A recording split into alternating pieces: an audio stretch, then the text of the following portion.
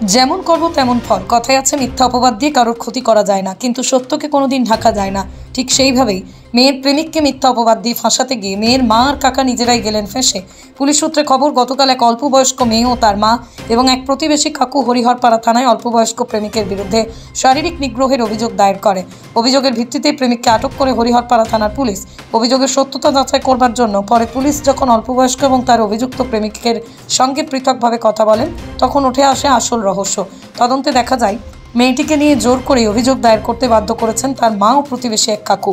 ঘটনার সত্যতা স্পষ্ট হতেই পুলিশ মেয়েটির মা ও প্রতিবেশী কাকুকে গ্রেপ্তার করে। এই ঘটনা প্রকাশ্যে আসতেই ডোমকল ও হরিহরপাড়ার সাধারণ মানুষের একাংশ পুলিশের ভূমিকার প্রশংসা করেন এবং দ্রুত পদক্ষেপের জন্য ধন্যবাদ জানান হরিহরপাড়া থানার পুলিশকে। তার সাথে সাথে একটি নিরপরাধ ছেলেকে মিথ্যা অপবাদ দিয়ে ফাঁসানোর চেষ্টার জন্য দোষীদের কঠোর শাস্তির দাবি জানিয়েছেন এলাকার মানুষজন।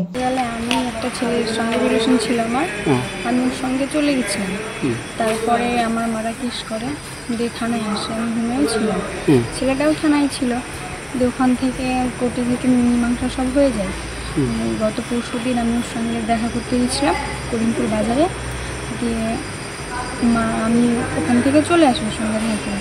যে আমার মারা আমাকে প্রচুর মারধর করে, চোখের এগুলোতে তাই সিঁড়িয়ে ফেলে দিয়েছে, গোটা বডিতে দাগ আছে। যে ওরা কেন মারধর করলো কেন?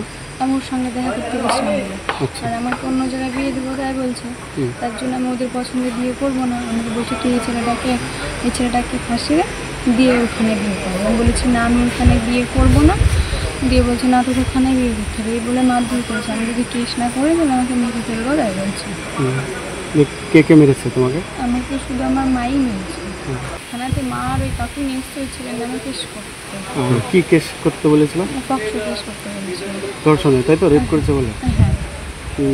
দিয়ে কি করলে? কিন্তু ছেলেরা আমাকে রেপ করেনি, যেহেতু আমি ওর সঙ্গে দেখা করতে গেছিলাম তাই আমি সব সত্যি কথা বলে দিয়েছি। কাকে বললে? আইসি স্যারকে। তাহলে তোমার মারা মিথ্যা অভিযোগ করে ফাঁসানোর চেষ্টা করছিল? ছেলেটাকে ফাঁসানোর চেষ্টা করছিল, বলছিল যে ছেলেটাকে দিয়ে ফাঁসিতে উঠে গেছে না। তো প্রথমে বললে না কেন আইসি স্যারকে?